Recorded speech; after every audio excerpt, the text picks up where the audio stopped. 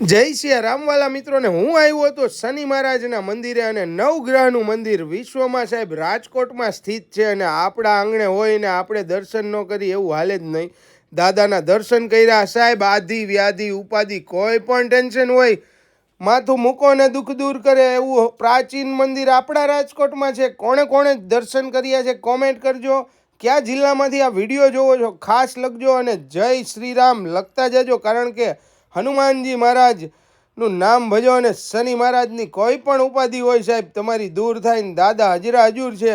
માથું મૂકી આવો ને તેલ ચડાવી આવો, કાળા તલ ચડાવો દાદાને ભાઈ, દીવો કરો એટલે તમારી મનોકામના પૂર્ણ થાય ને હજરા હજુર મંદિર છે ને અહીંયા તો ભાઈ રોજ હજારો ભક્તો દર્શન કરવા આવે છે. તમારા મનની મનોકામના પૂર્ણ કરે ને ભાઈ, કોઈ પણ જાતની તકલીફ હોય પહોંચી જાજો. અને અહીંયા તમને દીવા છે, તલ, કાળા, લોખંડની ખીલી બધી વસ્તુ બહાર મળી જશે ખૂબ જ વ્યાજબી ભાવમાં. એડ્રેસની વાત કરું તો આપણું જુબેલી ગાર્ડન વોટસન મ્યુઝિયમ છે ને ત્યાં જ આ મંદિર આવેલું છે.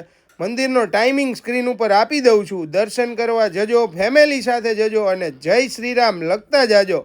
ફરી કંઈક નવી જગ્યાએ જશું, નવા જ મંદિરની મુલાકાત લેશું.